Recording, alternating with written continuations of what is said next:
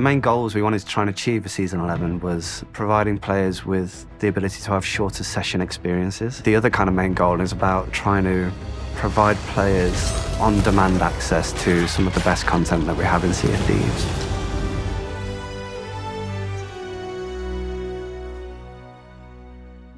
Part of our goals with this season were to make sessions more predictable, certainly from the start. So we wanted to make sure that every session has a clear and meaningful start point. The purpose of the quest table is about bringing all of those experiences together in one cohesive place, allowing players to just simply board their ship and play what they want when they want. It's going to be a place that you go and access all of the voyages from all the different trading companies. And it's also the place where you can go and start tall tales and resume them and stuff. So you can kind of go into a specific trading company like the Gold Hoarders, and then it'll have all of the kind of quest archetypes that they have down the side of the screen, and you can just simply select one and just play it whenever you want. I played the game at beta with my family, you know, so it was a real family game for me to start off with. But like, well, probably a lot of other players are going, it's like, what do you do when you kind of go into it? You know, you got all of this content, but you're just like, no guidance, kind of just start thrown into the deep end kind of thing. And it was just trying to bring that all together. That's really the core of what we were trying to achieve here. Introducing the length to all the voyage cards now, so there's kind of a bit more of an indication of how long something might take you, so at least you'll be able to go in with a purpose of, okay, I have this much time, I want to play this kind of thing, and it just kind of helps shorten that process even more. The Discover tab, I'm really excited about it. It's going to guide players through their pirate journey, essentially, exposing them to short-term, mid-term, or long-term goals. We wanted the Discover tab to be this place where we could kind of teach players all of the core systems and mechanics of the game and showcase all the breadth of amazing experiences the game has to offer, so that they can see stuff, get excited about it, and ultimately go on to play it themselves. We've built a complex logic system or recommendation engine that takes into account what the player does, their play style and their progression, and makes a determination about what we should be recommending them. So what that means for a player is that you can jump in and we will recommend the things that we think you'll enjoy or are relevant to you, or maybe have just unlocked based on something that you've just done. So for new players, it's going to be stuff that they're kind of introduced to throughout the player. So you'll get kind of these glimpses of, well, I don't know what emissary is or captaincy. So there's going to be some information about what those things are and kind of give you some goals to work towards and build up to. Experienced players, you're going to have things like you've just unlocked voyages in there, or you're going to have events and things like that for community events days that are going to be in there as well. So lots of different stuff. It gives us a lot more flexibility to do things like run live events. We can have voyages that activate only for a certain weekend or time period. And we can grant voyages to players that take part in, for instance, a community event. And it really allows us to do a lot more fun live events.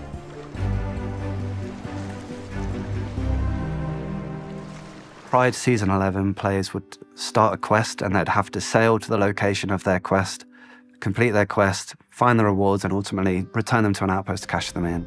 So with Season 11, players can just dive directly to the experience and then get straight into the action immediately, and then ultimately complete that experience and return the treasure back to the outpost. We were discussing and exploring all the key moments that happen across the Sea of Thieves, and one of the slowest parts of getting a session started and getting you straight to adventure is sailing to that initial island, whether it's an X marks or going to visit a particular NPC to start a tall tale. We couldn't change the gameplay experience because that's the gameplay, and we don't want to change the core loop of players having items of value at risk on the return journey back to the outpost. So the only really stuff that we could change to try and improve the speed of the experience and provide short session experiences was the time that it takes to get to the experience itself. As a converse of that, if you're the sort of player who enjoys, you know, seeing who's out there and attacking ships and that sort of stuff, 50% of the time they were on their way to getting some loot, right? So 50% of the time their ship was empty, and 50% of the time you just annoyed some people. So whereas now the idea is that there's a much higher chance now that the ship is going to have something on it and isn't on their way to doing something. So that is a huge way of just like concentrating the Sea of Thieves experience into all the good bits and chucking away the bits that weren't so fun.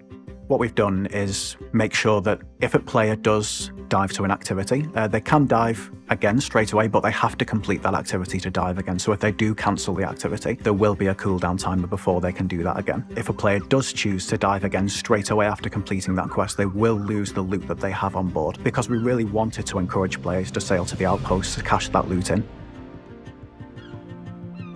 Looking back across the game, the voyages don't really pay out enough gold for their position within the game when you look at them against the other experiences that we have in the title. So this was a huge opportunity for us to not only go back to the voyages and kind of improve their gameplay, make them more fun to play, provide shorter session experiences to players as well, but also to kind of boost the gold value and reputation that they're worth, to make them comparable against the other experiences that we have in the game. We now reward players with reputation for the trading companies for the simple act of completing a voyage. This means players who are short on time, who want to jump in for 20 minutes, half an hour, can jump in, dive to a voyage, complete that voyage, and they will be rewarded with reputation for that company. For Season 11, for our new voyages, we saw the opportunity to create a new set of rewards for players exclusively for these voyages, and we've put a lot of time and dedication into making sure that these rewards are valuable and desirable. I know the art teams have done an incredible job in making sure that these rewards look incredible.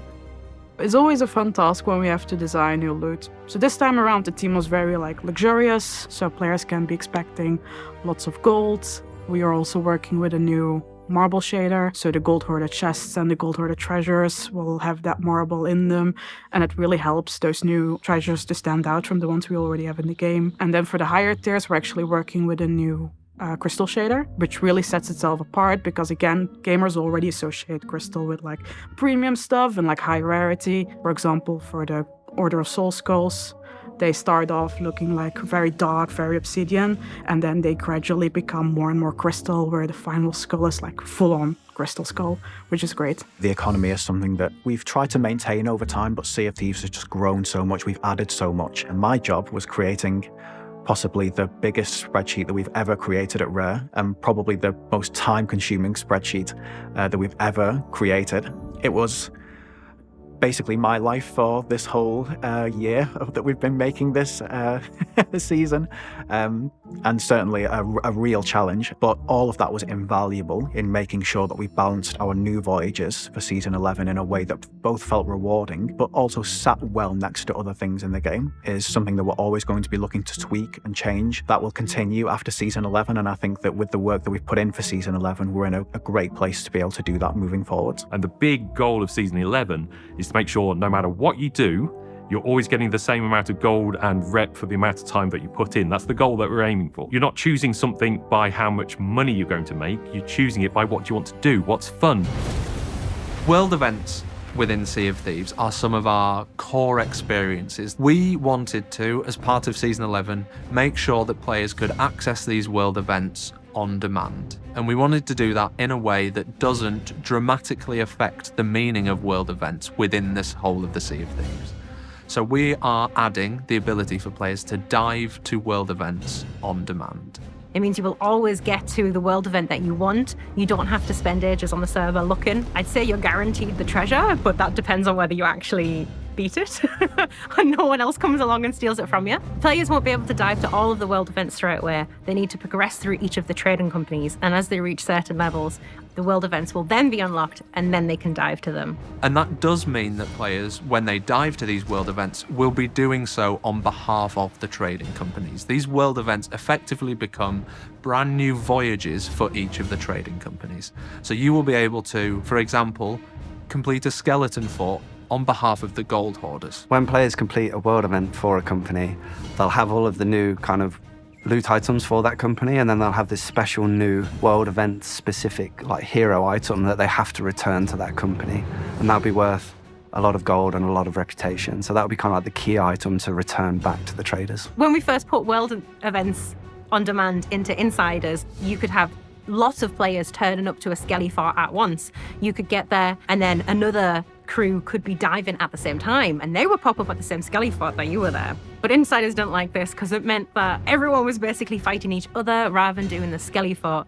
So it became more about fighting and defending rather than killing the skelly fort and getting the loot for yourself. The insider's feedback was basically crucial to changing direction, and I think actually resulted in us landing in a much better place with these world events. So while you're the only crew now who can dive to the world event and you'll have it to yourself, that doesn't stop other crews in the shared world sailing up and joining you there. So be sure to keep a weather eye on the horizon. There are events that players won't be able to dive to on demand, specifically the Fort of Fortune and the Fort of the Damned. We discussed this, but it never really felt like a possibility because those events are so driven by the idea that they appear as a one-off during your session, and they kind of draw all crews together from the corners of the Sea of Thieves, and everyone drops what they're doing, downs tools, and goes to complete that event because they're so valuable, and because there's so much unique loot there, and because there's so much challenge in the gameplay and also the threat of other crews. Something that was really important to us was making sure that we kept that kind of beating heart of Sea of Thieves alive with the emergent world activities. So we've made a bunch of quality of life improvements to all of the emergent activities as well. And we've also put really, really high value loot in the emergent world now. And part of that was creating what we were calling internally as the S-tier loot. So we have S-tier chests, S-tier skulls, S-tier trinkets for players to find in the emergent world that sit above all of the loot that the player has access to from the quest table. So obviously we've moved the purchasing of quests from the traders, and they're just now part of the ship, but we still want the traders to have a place in the game and have a purpose in the game. Removing the voyages kind of gave us this space to put more stuff on the promotions.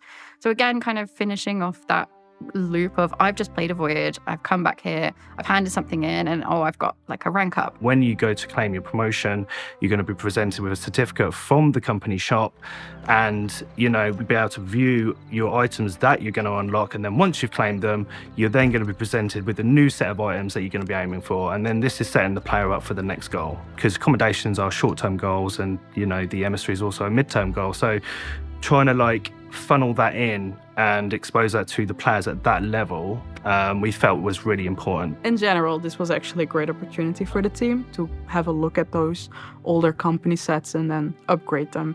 And crests are quite popular with players. So when we got the task to come up with new rewards for the companies, we knew crests were at the top of that list. My favorite crest that we're introducing is actually one of the crests for Atina's Fortune, because we decided to take inspiration from the Ferry of the Damned. The crest will have those iconic skeletal horses you can find on that ship as well.